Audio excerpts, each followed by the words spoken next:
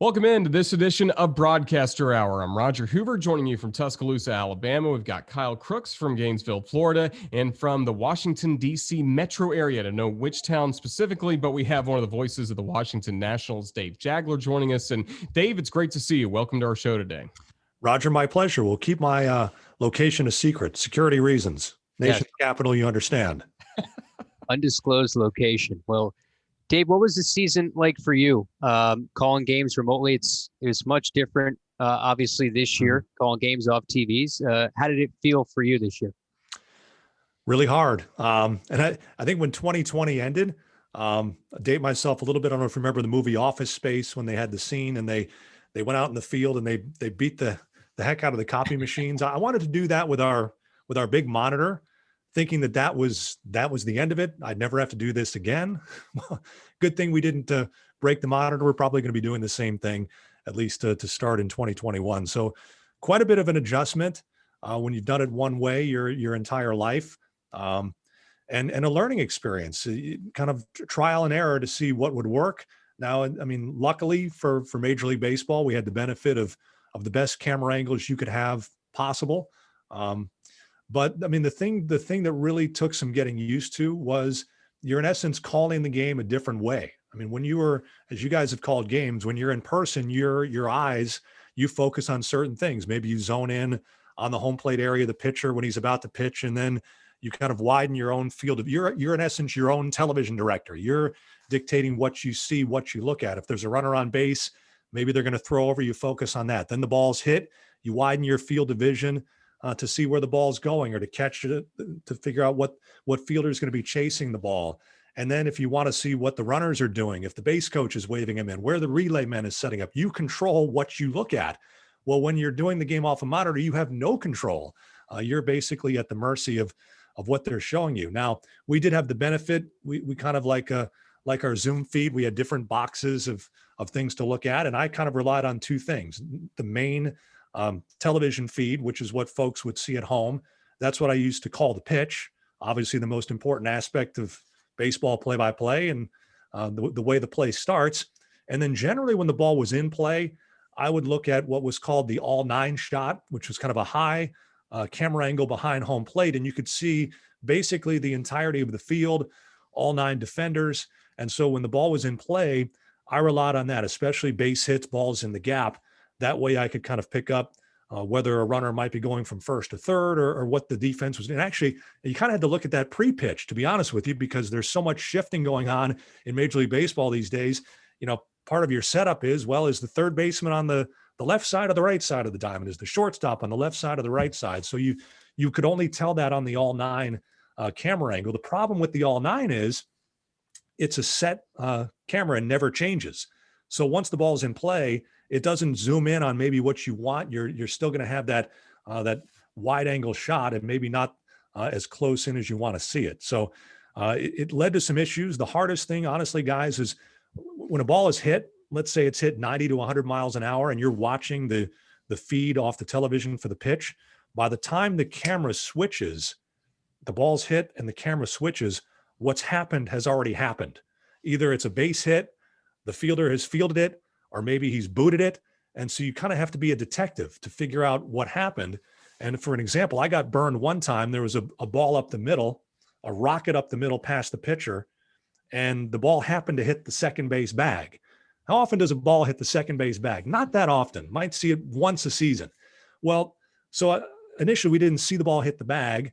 You call the line drive up the middle, and then by the time the TV camera switches to the second baseman, he's kind of staggering off to the side in an awkward way. Like he kind of went left and ended up right. So I'm figuring he booted the ball, but because it took a tricky hopper, he misplayed it. And that's kind of how I called it. I didn't know until on the replay that the ball had hit the second base bag and deflected over his wrong shoulder. So you kind of ended up botching the call. So it's challenges like that you didn't figure on, and you had to deal with. I'm a perfectionist. I want to get every call right.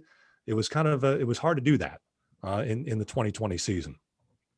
And when you look at, diving deep into your preparation and looking away from the screen, I almost feel like, take me inside the booth, because I don't know what you have in turn. We'll get to your prep a little bit later, but you can't look away from the screen too much. So if you want to dive deep into a story and you're looking for notes, and if you're at the ballpark, you kind of have a feel of what's happening. You don't get that with remote broadcasts, right? You can't really look too long at your notes, I would assume. You're absolutely right, Kyle, because obviously when you're at the field, you don't want to take your eye off the field for too long in case you're going to miss something, but it's doubly that much more important when you're not there. And if you miss something off the monitor, then you're really going to be behind the play. And the other challenge is, just working with my broadcast partner, Charlie Slows. I mean, generally we're both kind of facing the field. And so you can kind of, I always sit on the left side. I can turn a little bit to the right if I'm watching him talk to maybe get a body language cue of when he's going to finish, or if I'm talking, he can do the same as to when I'm going to finish. So you don't really end up jumping on each other. We've worked together long enough. You kind of have a sense of when you can get your comments in if I'm not doing play-by-play, or he'll do the same if I'm doing the play-by-play. But with the way our booth was set up, we actually had our backs to each other because if this is where, and we were in our Nationals Park booth, if I'm looking at the field like this, my monitor was to the left and he's facing Nationals Park, his monitor was to the right. So we had our backs to each other. So those kind of interpersonal cues where you want to look at your partner to see if he's done talking, you couldn't do that because our backs were to each other. And sometimes I got the sense he was turning over his shoulder and looking. I'm like, don't look at me, look at the monitor. We might miss something. So yeah, you didn't really want to take your eye off the game too long. And I know, I brought show and tell for later on with the preparation, my Bob Carpenter scorebook. Normally I have it on the table in front of me.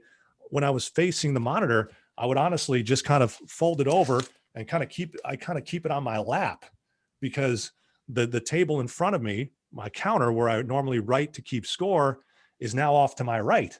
So sometimes I would keep it off to the right, but sometimes I just keep my scorebook in my lap, that way to keep my eye on the monitor, to have no reason to ever turn away from our only bird's eye view to the game.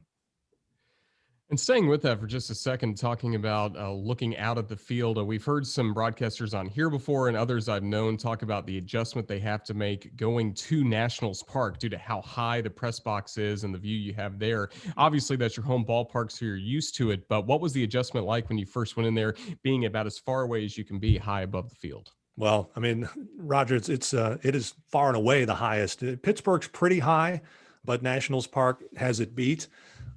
So for guys who come in and do a 3-game series and then leave, those are the guys who have it rough. I've seen every game there. So pretty much when the ball's in play, it's easier to judge the trajectory of the fly ball than it was when we first started. So many guys, I think when they're there, they think every ball is going to go out of the ballpark. As soon as the ball is hit in the air, the perception is it's going to be a home run. Well, once you've seen every ball hit there, you have a better idea. And in some ways, it's a little bit of an advantage. There's some ballparks where when you're lower and the side wall stands come up, you're obscured in certain outfield corners around the major leagues. You never have that problem at Nationals Park. You can see everything, and it gives you a pretty good idea when you have a good outfielder or a bad outfielder, because you can see the trajectory of the ball and how the defender's reacting. And so you can tell who the really good outfielders are. So those are a couple of advantages and disadvantages. I've gotten to the point where, because I sit in the same seat every night, I've got a real good view of the feel of the strike zone. And obviously with the MLB games, you have the MLB app, and a couple of seconds after the pitch, they put up on the game day app the location of the pitch. I can tell if an umpire, in my opinion, misses a call by 2 or 3 inches, because I know where the outside corner is or the inside corner from having seen every pitch in national. Wait a second, he just gave that guy 4 inches off the corner, or vice versa. Oh, that pitch was a strike and he didn't call it. And generally, I'm right from 10 stories up, and it's confirmed by game day. So in that way, I've gotten used to it. The one play that will always catch you, and it always tends to happen if your mind or your focus wanders for a second. Hey, I'm looking at an out of town score, or I'm looking up a stat, and I kind of zone back in late on the pitch. It's the low line drive. And let's say, especially if the ball's back to the pitcher, you're so high up, sometimes you can't tell if it's a one hopper back to the pitcher or if it's a line drive that was caught in the air. So like once a season, you'll say, ground ball to the pitcher. Oh, it's caught. You get caught, not knowing whether the ball was caught in the air. And so in a way, you almost, if you come in there for a 3-game series and you're not used to it, you want to lay back.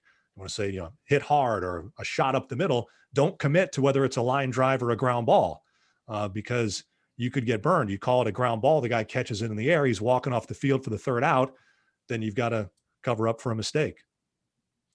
Well, that's where you are now, the voice of the Washington Nationals, along with Charlie Slows on the radio. But for you, what was the spark? Why did you want to get into this industry? Wow. Take me way back. That, I always love everything about sports, all sports, watching them on TV, football, basketball, baseball, playing sports, grew up playing. And, I think pretty early on when I was in, middle school, knew that I wanted to be in sports in some capacity. Was smart enough to know that probably wasn't going to be as a player. So I took interest in announcers very young. I listened, back in the day when, pre-MLB app, when you had the AM radio and I lived just outside of Hartford, Connecticut. So we had 1080 was the Red Sox affiliate. But if you turned up to 1090, you could get Orioles games and listen to John Miller call the Orioles. You could get up to 1100 and get the Cleveland Indians on 3WE. And if you search the dial, you could find Ernie Harwell on WJR doing Tigers games. So I would dial surf and listen to different announcers. And fortunately, growing up as in New England, a Red Sox fan, the Red Sox had great announcers to listen to on radio. It was Ken Coleman and Joe Castiglione. Joe's still there. Television side, Ned Martin, later Sean McDonough. And then obviously on the national side, Vin Scully was the game of the week for me growing up with Joe Garagiola. So that's, I certainly took an interest in announcers. And from an early age, I knew I wanted to do it. And when I played baseball in high school, I often tell the story. It's always gets a laugh on a speaking engagement. Well, how did your career start? Well, my baseball broadcasting career actually started in high school, Windsor High School in Windsor, Connecticut. When I was playing in left field, I was broadcasting the games that I was playing in when I was out in the outfield. So that was always great until the ball was hit to me. Here's the 3-1, swinging a fly ball. Got to go make the catch. So that's how the broadcast career started. Did anybody ever see you talking to yourself in the outfield at times? Oh, no, Dave. No. That's why you're in left. I couldn't do it if I was on the infield. But out in left field, you're all by yourself. No one knew. It was my secret. And transitioning now to college, and Syracuse is kind of the destination for many broadcasters that want to take a big jump in this industry. What was the culture like at WAER, at Newhouse? Who were some of the people that were at Syracuse at the time you were there? Well, I was very fortunate. When I was a freshman, Ian Eagle was the one who critiqued my sportscast to get on the air. Ian just signed a new contract at CBS, so maybe he can buy me dinner when we're allowed to travel again. So yeah, he was obviously a mentor there. And then, it was incredibly competitive. It was almost in some ways more competitive than the job market itself, just trying to get on the air at Syracuse because everybody wanted to do it. And it was not easy. It was about a 1-year process just to get on the air to do sportscasts. And then the gold standard, the plum assignment was to do play-by-play for the football team and the basketball team. There was no baseball team at Syracuse. So those were the two assignments you wanted. And in order to get cleared to go on the air for a basketball game or a football game, you had to go into the stands and do a practice tape, which if you're sitting in the student section, talking into a recorder, calling a game, it's not a great way to meet girls. Let me assure you of that. But it's the step it's the hazing that everybody had to go through. And you did your practice tape into your Marantz recorder. And then you over a course of a year, maybe a season, you get your tapes critiqued. And hopefully by the time you were a junior or a senior, maybe you got on the air to do football and basketball games. And that was an incredibly competitive time to try to do that. One of the guys who I ended up doing games with, he was a year younger than me, has had a great career at ESPN. That's Dave Pasch. When I was a senior, Dave was a junior. We did a bunch of games together. So it was there have been some great eras in WAER and Syracuse University broadcasting. And the year I was there was pretty strong. When I was there, I interned for Mike Tirico when Tirico was a TV sports anchor in Syracuse. And right in the middle of my internship, he took a job at ESPN And there he went. What did some of those early tapes, what were they like for you? What were some things you were trying to work on? I'm also interested too, what a young Dave Pasch and a young Ian Eagle sound like in college. Did you, when you heard them, did you try to model after them? Did you realize that, okay, these two, they're going to be stars eventually? I know everybody said that about Ian Eagle fairly early on. Oh yeah. I mean, you have to kind of consider the class that I was in. I mean, when I was a freshman, Ian was a senior. So he was the guy you looked up to. And it was pretty obvious that he was going places. I mean, you knew that he was special. You know, I was a year older than Dave, so I kind of maybe more was a mentor to Dave coming along. And he actually was not in the Newhouse. I mean, most of the guys who were in WAR are Newhouse grads. He was not in the Newhouse school, which was interesting, but you knew he had a lot of talent. So he definitely stood out as someone that I worked with. You know, as I'm talking to you, I'm down in my basement, and I think I have a crawl space back there. I have all my tapes from college, and one of these days I want to get out and listen to them. And you know, at the time you thought you were good, but if you listen to it now, you're like, man, I wasn't as good as I thought I was. I had a lot to work on. I think I kind of always had the voice, but it took a while to develop style and comfort on the air. I think when I listen back and have listened back in the past to those tapes, it kind of everything sounded rushed or forced. It takes a little while for any broadcaster to find that voice and that comfort level of just being on the air. And that's why, you know, my advice to anyone who wants to get in the business is come up and to come up through the business is, you know, don't say no to anything. Any chance you get to be on the air doing anything. And if it's sports, whether it's field hockey or soccer or lacrosse, anything you can do that's on the air. And it doesn't even have to be sports, whether it's doing a news broadcast or a weather broadcast, anything on the air, just the comfort level of being in front of a camera or in front of a microphone will be something that you improve on. After I did a ton of sportscasts in my career, and then later on did some other sportscasts for ESPN radio. And I remember I never used to write a script. When I first started doing sportscasts, I would like write my name. I had to write down every word. But once you did it long enough, I could do a 3-minute sports update without a script in front of me. I would just have kind of like a, you know, wire copy, and I'd ad lib or I'd create my own scoreboard and would not write anything down. And that's just from having the comfort level of doing it over and over again. And honestly, broadcasting baseball games, there is no script. So once you can talk off the cuff and fill that kind of time and tell stories, it makes everything else easier. Great college experience for you at Syracuse. Then what were some of the steps you took out of college as you started making your climb through the ranks? Well, it was kind of a step-by-step climb. My first job was in Morgantown, West Virginia. So small market radio, worked a ton of hours, made no money, did everything.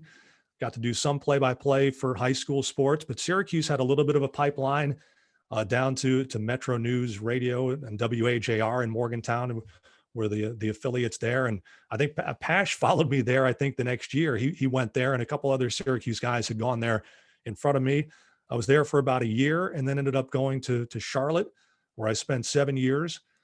Charlotte, I did everything from talk shows to sports updates. And that's where I really kind of spread my wings a little bit play by play. Honestly, guys, basketball was kind of where I had the most opportunity, and did the college team there, North Carolina, Charlotte.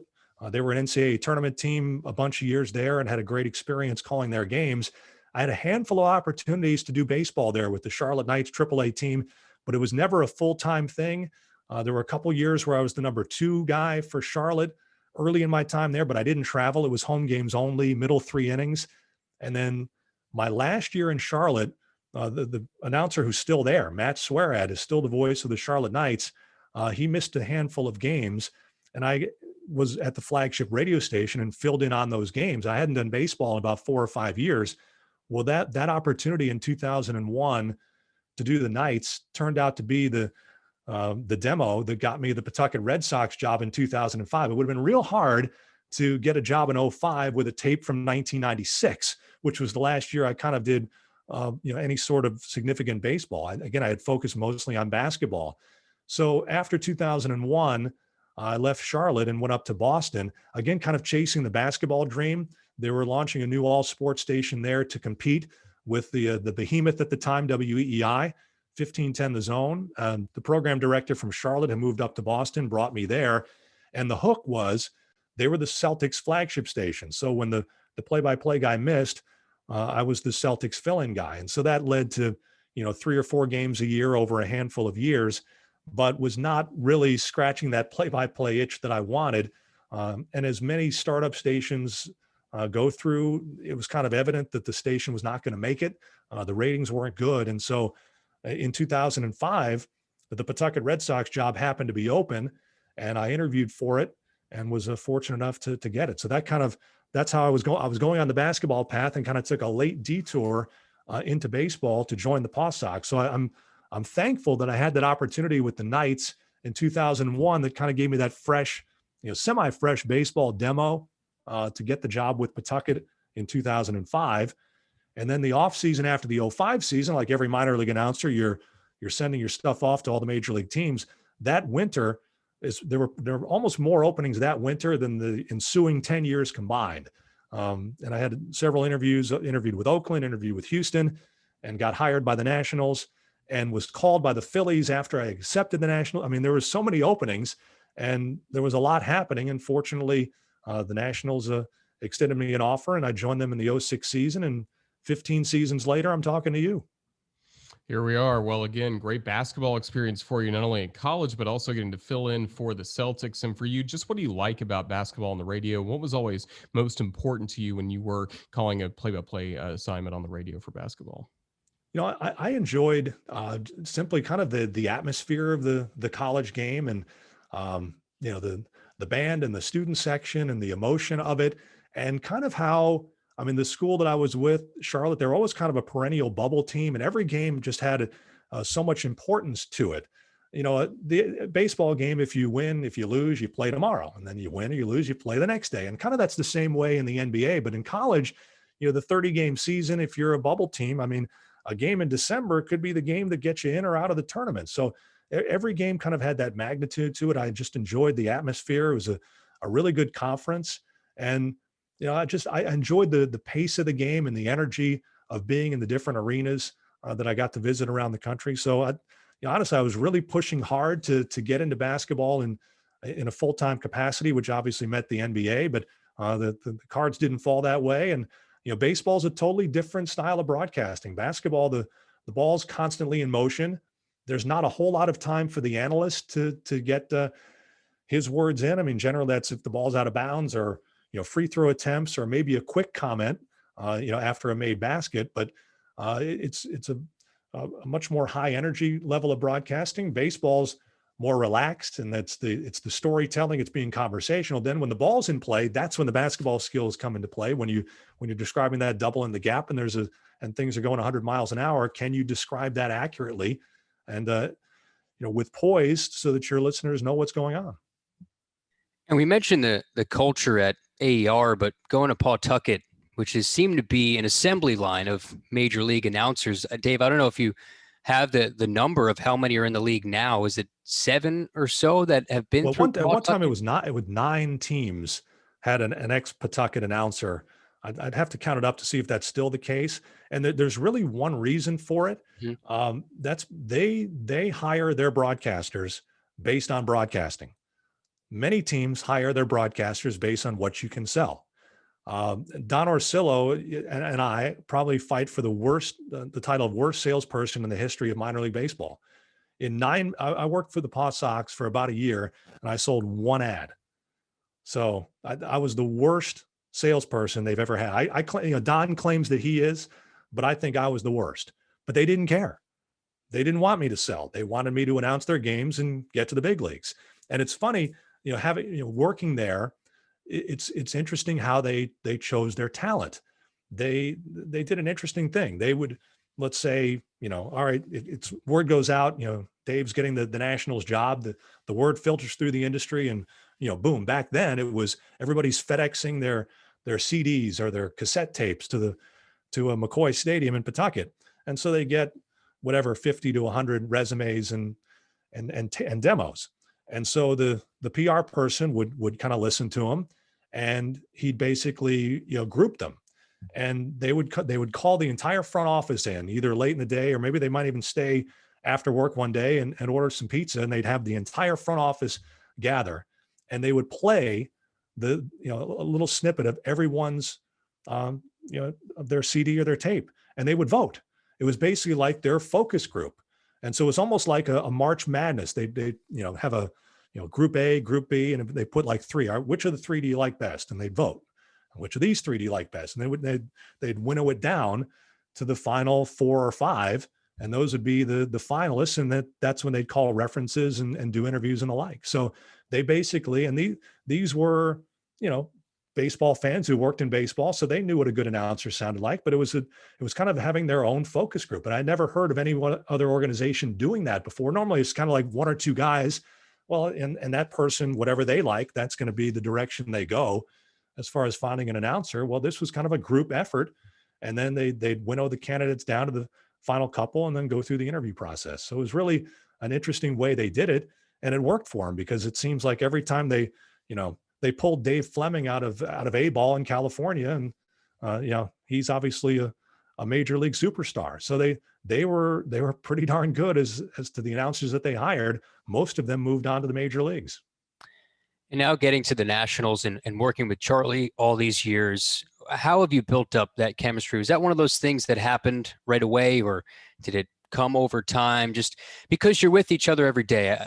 If you don't like each other and you work in the same radio booth and you're, calling 162 games, 6 months, it's just not going to be fun. And, I get the impression you guys get along. You sound great on the radio. How long did it take that chemistry to build between you two? We had it honestly in the first spring training. I think it happened right away. When I first got hired, we had a winter caravan event where I came in and he came in, and they kind of introduced me. He was there for the first year. I joined for the second year of the Nationals in 2006. And so we got to kind of meet each other and know each other a little bit on that trip. But then when we got to the air, I think it hit off right away.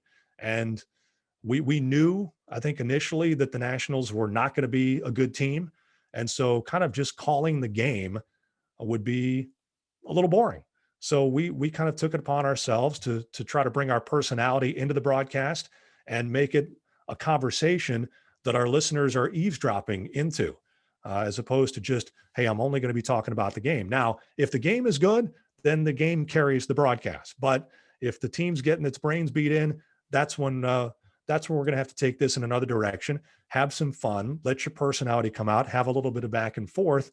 And so I think we took that on very early on, and that was important because the early years were very lean.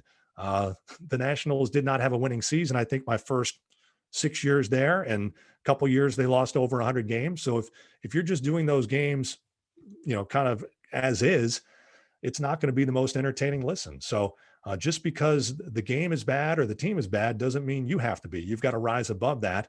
And we've been fortunate now since the 2012 season. They've gone into every year thinking that they're going to win. Now, it hasn't always worked that way, and sometimes those years have been tough. The years where you're expected to be good, and for whatever reason you're not.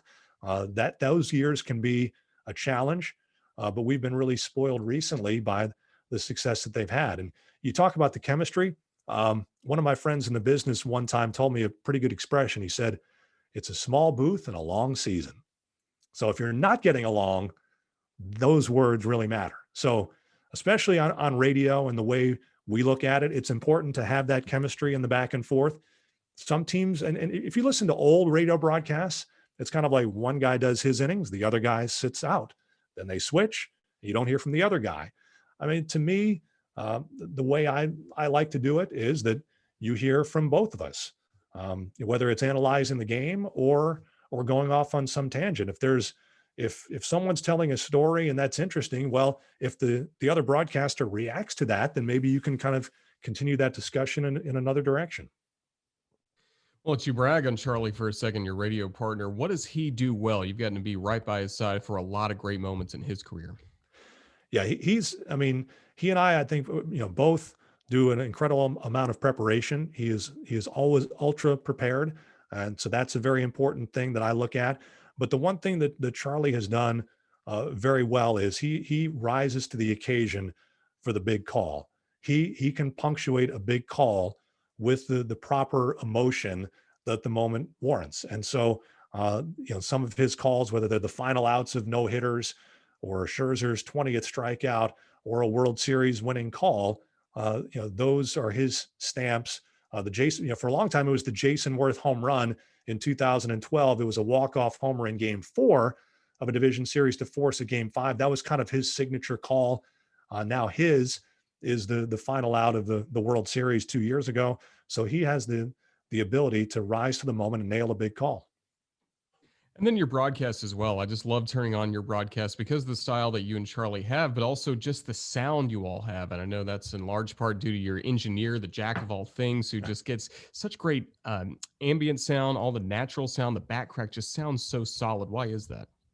Well, I mean, he is the best. And it's something that the true listener, a radio aficionado, can tell the difference.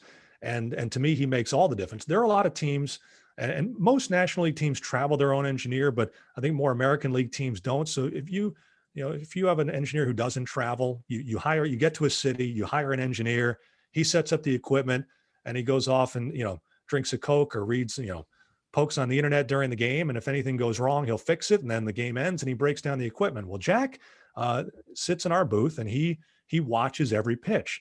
And there are, in the major league ballparks, effects mics down around either side of home plate. And that's where you can get the sound of the on-deck hitter, knocking his bat weight off the bat, or you can hear it. If it's really quiet, like it was in 2020, you can hear his feet. If he's walking around the on-deck circle, you hear the stomp of the spikes in the dirt. But then where you get it is Jack rides the level of when the pitch is delivered, he'll goose those microphones ever so slightly. So you hear the pop of the mitt or the whoosh of the pitch or the crack of the bat. And he is really able to ride those levels. He's mastered it with every pitch. And, 99 out of every 100 he'll nail, and then he'll miss one. And I'll turn over my shoulder. I'm like, what are you, asleep? Because he set such a high bar. If he misses one, it always stands out to me. And so we get incredible bat cracks. And then what he's really good at is when something amazing happens, he'll pull the crowd down just enough so that it doesn't drown out Charlie or I trying to make the call. And he's incredible with what he's done. And, Jack's getting older, and I do not want him to retire because it's going to be really hard for someone to come in. And he honestly becomes a character in the broadcast. I mean, we've been together for 15 years and he and Charlie for 16. So we talk about Jack, we make fun of Jack. He can't say anything. That's the beauty of it. So he really makes the broadcast. And, because he's so good, it's given us, we have our curse reel, our guy back in the studio, because occasionally you pick up words or arguments that you shouldn't hear. And it's always Murphy's Law. It's when you're taking a breath. That's when the guy, drops the curse word after popping up or whatever. So we have a few of those over the years, but I mean, he is incredible, and it's a real different sound to our broadcast that you don't hear on others. And take me now through that 2019 title run. I feel like you owe Howie Kendrick a lot of money for what he did. You were on the mic for those two big calls, the grand slam, the homer down the line.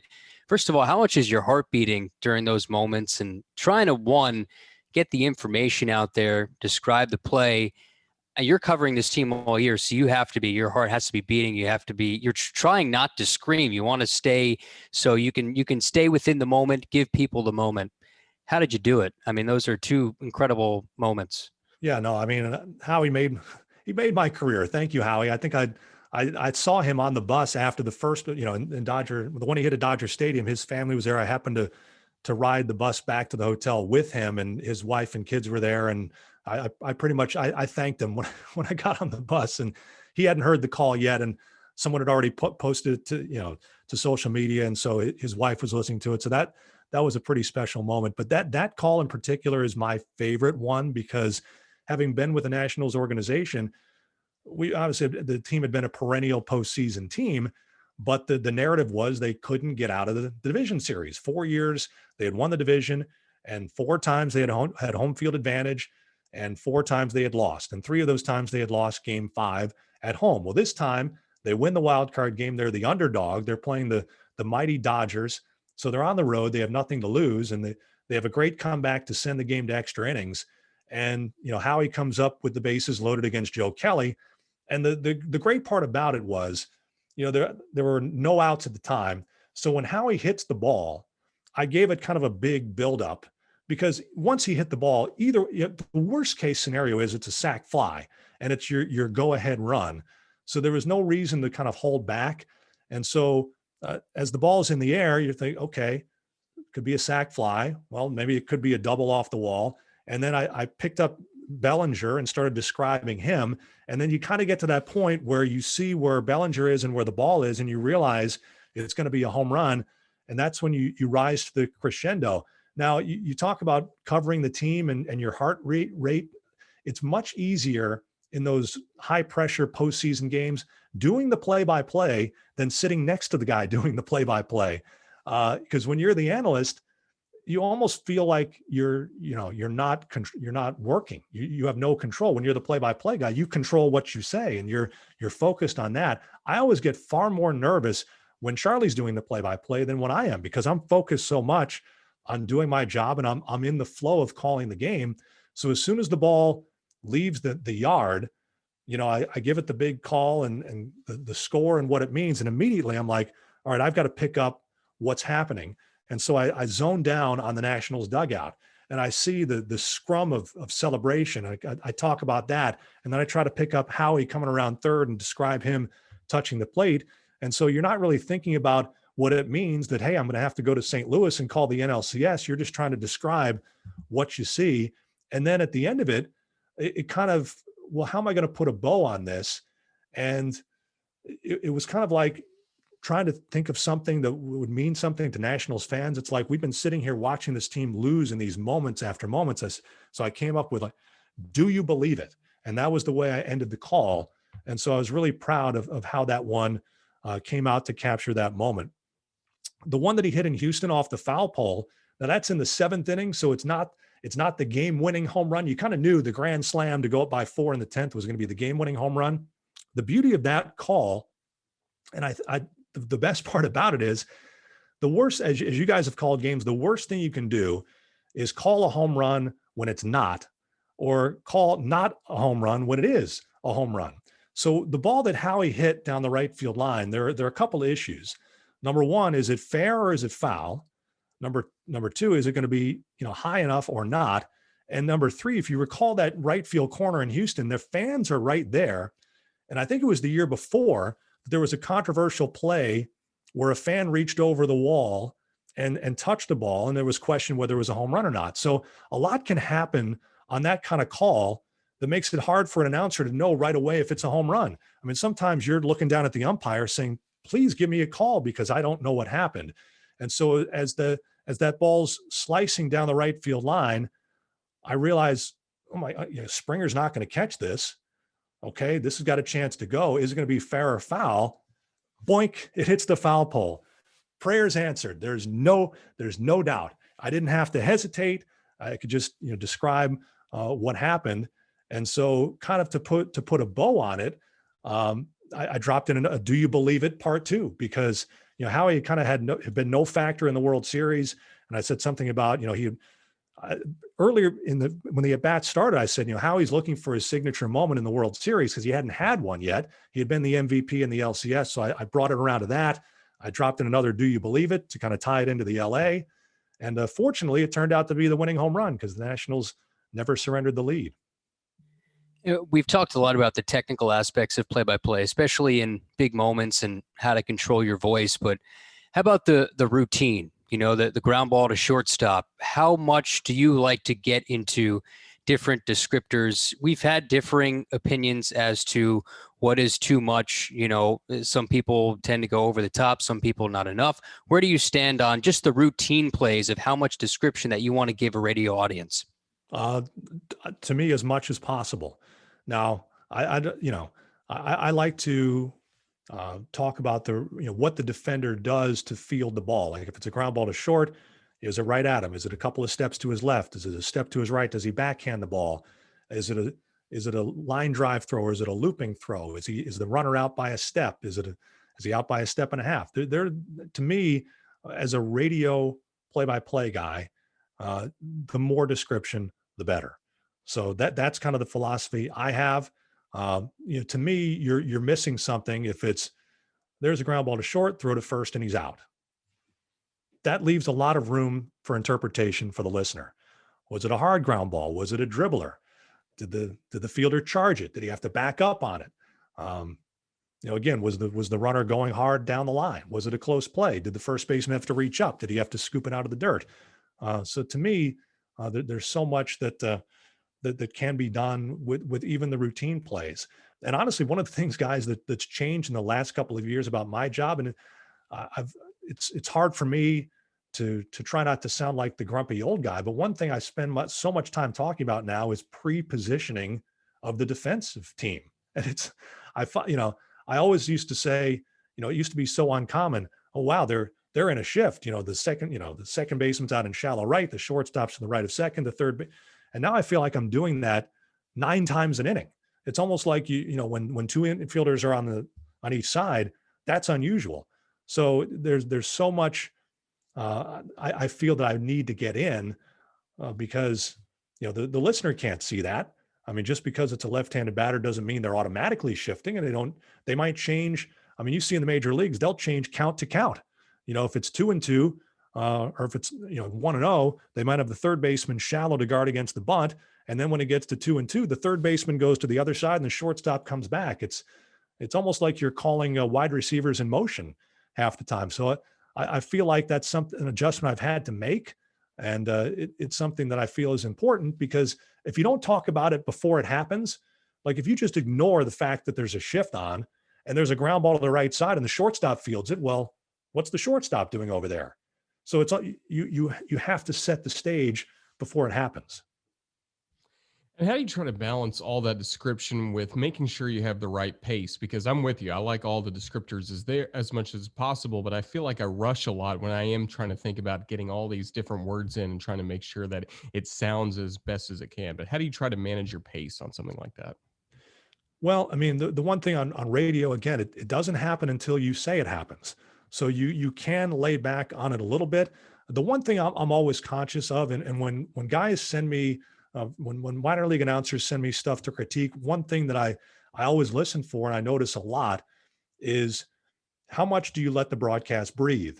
And that's a fine line, especially guys who work by themselves. One thing when and I went through it, when you come up in radio and you learn radio, dead air is bad when you're doing studio radio. When you're doing a sports cast or you're doing a talk, dead air is bad. That means like when something's wrong, the station's gone off the air. Dead air is bad. Well, in baseball, when you're on the air for 3 hours a night, some dead air is good. You don't want to just be talking and talking and talking and talking and talking for the entirety of the 3 hours, because what you say loses impact in all the things that you're saying. So, there is a fine line again between having to describe all the defensive things and trying to get some biographical information on the hitter, and then laying out so you can describe the pitch. I'm always conscious of that with myself. Am I letting the broadcast breathe, or am I inundating the listener with information? So that's a little bit different than what you were asking me, but I think it's an important point to make that, again, you might have 10 bullet points on a certain player, but if you give 10 bullet points on a player, how many of those are the listeners going to remember 5 minutes from now? But if you give one really cool nugget, that's something that might resonate for a while. So it's all about picking your spots. Now, when the ball's in play, again, it's just a feel of what you have time for. When the ball's in the gap and there's a lot happening, you might not be able to describe every single thing that happens as it's happening. And I'll think back of the call that ended Game 4 of the World Series this year, when Arozarena fell down and Muncy got the relay throw and threw it away. Now, that was an impossible play to call if you were calling it off monitor, because you didn't see it. But if you were calling that game in person, well, that's a lot to describe as it's happening. You do have the ability on radio to kind of just, give the basics and then do a quick recap of what you missed. So I mean, that's something, if you feel you're rushing, even if you're calling a basic ground ball to short, after the play, you can kind of circle back, hey, he had to extend a couple of steps to his left and got a lot on the throw. You can almost analyze, it almost makes you like an analyst, analyze what you saw, even if you can't get it all in. in the duration of the play. So there are ways to go around it so that you're not just trying to cram 15 details in a 4-second play.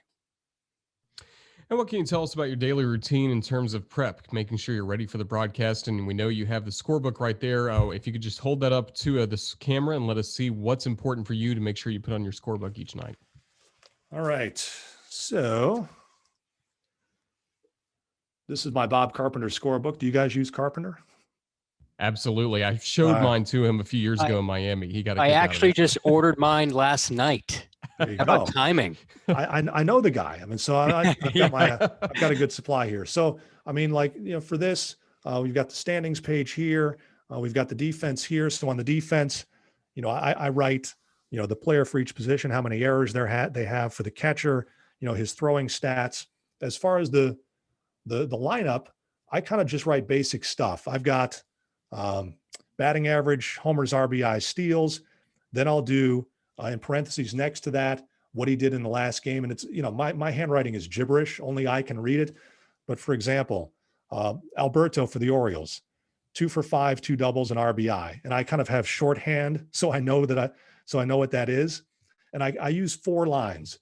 I'll use the bottom line for his career record against the pitcher he's facing, and then his line against the team. So he was facing Austin Voth that night. He was 2 for 2 with a homer in prior matchups against Voth. And in the season series, he was 5 for 10 with a homer and an RBI against the Nationals. Then I write in like a streak. He snapped a 4-game, 2 for 16 streak by going 2 for 5 in the last game.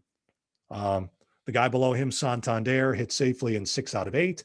So I just kind of write basic notes there.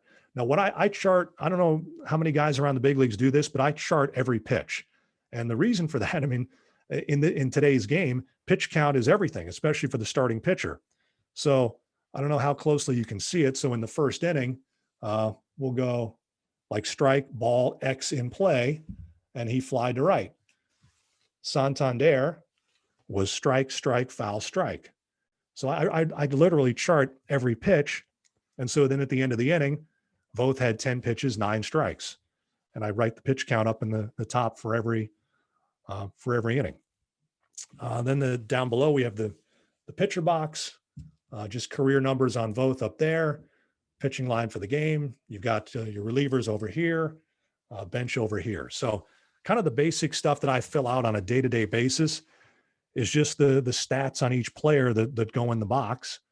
And then for me to keep score, Bob has it designed to use the entire box, but I kind of almost put an imaginary line at the top of the box just to chart the pitches. So I use like 3/4 of the box to keep score. And then I do the pitches up above. And that always helps me. There's nothing worse than to me, an announcer going, hey, this is a long at bat. Or, well, he's fouled off a bunch of pitches on 3 and 2. Well, how many? So, I mean, when it gets to 3 and 2, I can count, hey, he's fouled off 4 in a row on a 3-2 count. This will be, and I'll use it in the play. Here's the 10th pitch of the at bat. Boom. So and there have been a handful of times over the years. We had Joey Votto of the Cincinnati Reds draw a 3-ball walk. Nobody on the Nationals bench, not the manager, not the pitching coach, not the catcher. The pitcher knew, but he was a rookie. Matt Grace didn't say anything. He knew it was a 3-ball walk. And I'm sitting there going, this is a 3-ball walk. And sure enough, it was a 3-ball walk. Umpire got it wrong. The scoreboard had it wrong. Nobody on our bench said anything. So every time Matt Grace faced Joey Votto the rest of his career, we always brought up the 3-ball walk. Now, all because we keep our pitch count. And if this occurred at Nationals Park, then you'd have to yell down. I don't think anybody would hear you. You're too I know. high up. It was in Cincinnati. I'm like, I wanted to open the window. Guys, it's ball 3. What are you doing? So we're talking about prep. How about stories? Because you have the numbers there and all the statistical trends. But when you want to dive into a deeper story, maybe it's a human interest aspect on somebody. Is there another place where you'll have structured stories and how you want to tell things on the air? Yeah. So I have 2 other things. So I'm here. So this is not as much for stories per se, but Charlie and I both do one of these. It's a day by day. So for example, this is Jan Gomes, and this is every game of the 2020 season for Gomes. So what I use this for, so, I mean, it's hard to see, but on Friday, September 11th, Gomes hit a home run, his third of the year. His next home run was on the last day of the season. So when the ball goes out of the ballpark, I can pull up this sheet and go, hey, Gomes' last home run was on September 11th. I don't have to look it up. I've got it. And it allows me also to keep track of hitting streaks, long hitless streaks, and just kind of anything I'd want on any player with the Nationals. We do the same for pitchers. Pull up. Let me pull up Scherzer here.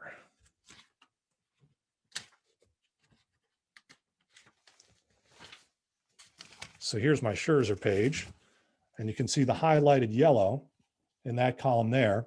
Those are his 10 strikeout games. So if there's a game where Scherzer strikes out 10, I can look back and say, all right, that's his 98th career double-figure strikeout game. And I'm when he has 8 strikeouts, I'm looking at this. Then when he gets 9, I've got the number. So it's right there.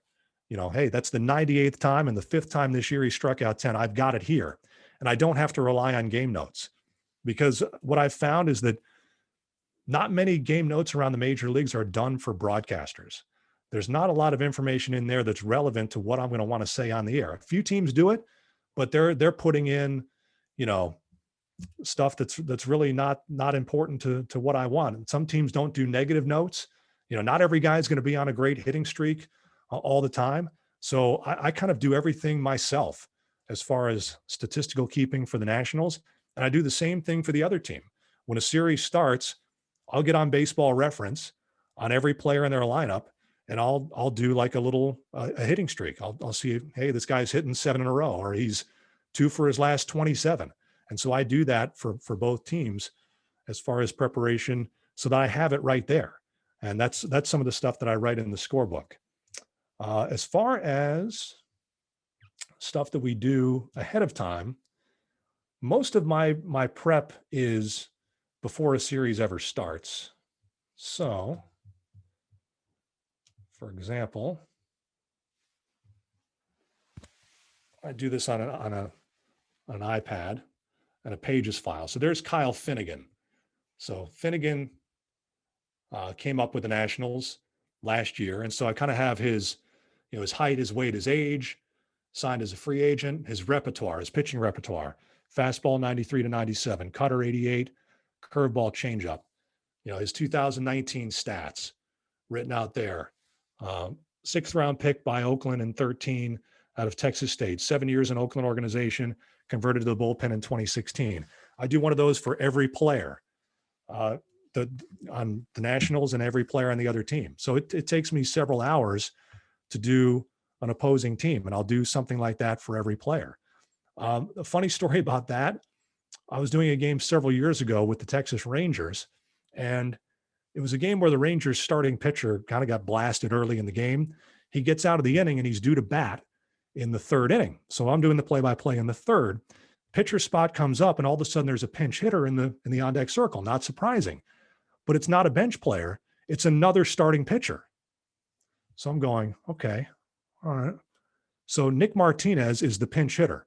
So I pull up my Nick Martinez bio, and I had written down that he was a second baseman at Fordham. Position player, hitting experience. So I say, Ron Washington is pinch hitting for his starting pitcher, but he doesn't want to use a bench player. It's early in the game. He's putting in Nick Martinez because he's been a position player in his past. Boom, he grounds out whatever the game goes on. That night, we had a charity event, and I ran into a Nationals fan, and he goes, I was listening to your game today, and you did something pretty amazing. I said, what's that? He goes, I was listening to the game, and I was wondering why Ron Washington was pinch hitting for his starting pitcher with another starter. And you told me. I said, that's one of the best compliments I've ever received. I said, that was 4 hours of preparation for 4 seconds of radio that one person noticed. And it was totally worth it. Because what you can say is, I have no idea why Ron Washington is pinch hitting Nick Martinez here. And it was all from that preparation. The 99.9% I was never going to use that note. But that day I did. You never know the percent of what you're going to actually use. And that's the frustrating part as a broadcaster, right? Because you conjure up all this information from so many different places. You don't necessarily know what percentage is going to make air. I use very little of it, Yeah. honestly. I mean, the amount of hours that I spend on this stuff, and I do it in the off season for teams that we're not going to play, because the hardest thing is when you're in the season and under a normal year when you're traveling. I mean, I do a lot of this on the plane. I don't, what am I going to do on an airplane? I'll either read or I'll do these player bios. But when you play an interleague team, okay, so we're playing the Texas Rangers. We haven't played the Rangers in 3 years. So now I've got to do 3 years worth of work on everybody. So I've gotten to the point where I've started to do it in the off season. The pandemic actually got me. Like last year, I was so bored, and plus the schedule was weird. First, the Nationals were going to play the American League West. Then there was that report that, well, you're only going to play Florida spring training teams, and there's going to be like 2 leagues. Florida's going to play Florida, Arizona's going to play Arizona. So I'm like, okay, I gotta get ready for some other teams. Then it turned out to be East versus East. Well, I wasn't expecting to have to play the East, so I had to get ready for a whole new group of teams. So I'm kind of like, you know what? I'm just going to start updating the teams we don't play in the off season. So when we come around and do play them, I only have to do 1 year.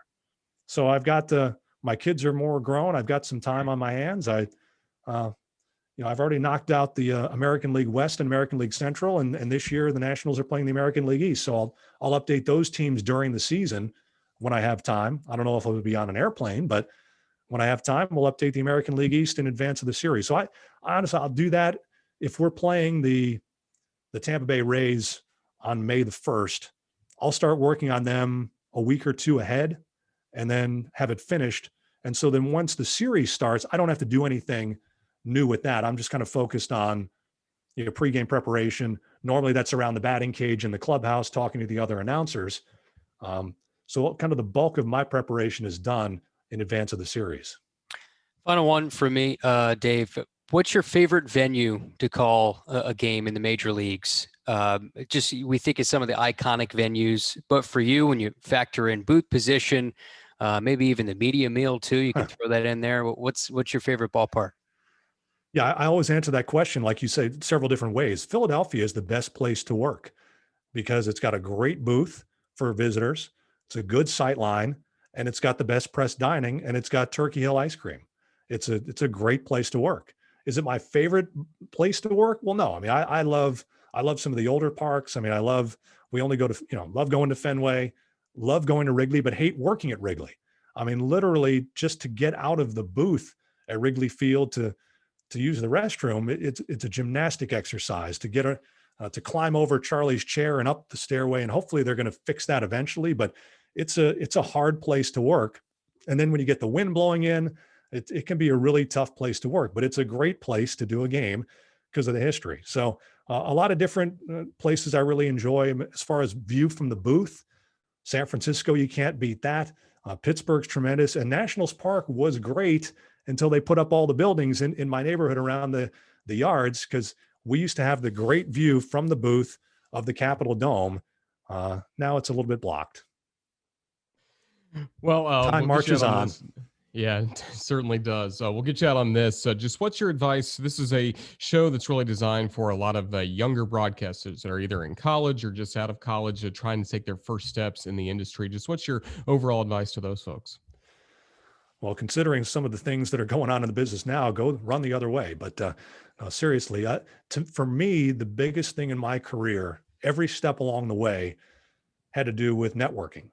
Kind of every job when I went from college to Morgantown, from Morgantown to Charlotte, from Charlotte to Boston, I knew somebody in the hiring process who was basically vouching for me. Even from Boston to Pawtucket, the one job that I got where I didn't know anybody was the Nationals. Fortunate for that. But the more people you know, the better chance I think you have to advance in the business. And you never know what person you meet on a certain day is going to have an impact in your career down the line. And when I was doing Syracuse football games, we happened to go to the Fiesta Bowl my senior year, and I met the announcer who would help me get hired in Morgantown. Now, if the team hadn't gone to the Fiesta Bowl, or if I hadn't made that introduction, I don't know if I would have ended up in Morgantown. So certain things, chance meeting, you just never know when that's going to pay off. So networking to me is an essential part of the business. Well, Dave, thank you so much for your time and all the great answers you gave us here on this edition of Broadcaster Hour. Just thank you again and best of luck. And we look forward to listening to the Nationals coming up this summer. We'll look forward to it. It was a pleasure being on. The hour went by really fast. It did. Thanks, Dave. Yep. All right. Our thanks to Dave Jageler of the Nationals, and thanks all of you for watching this edition of Broadcaster Hour.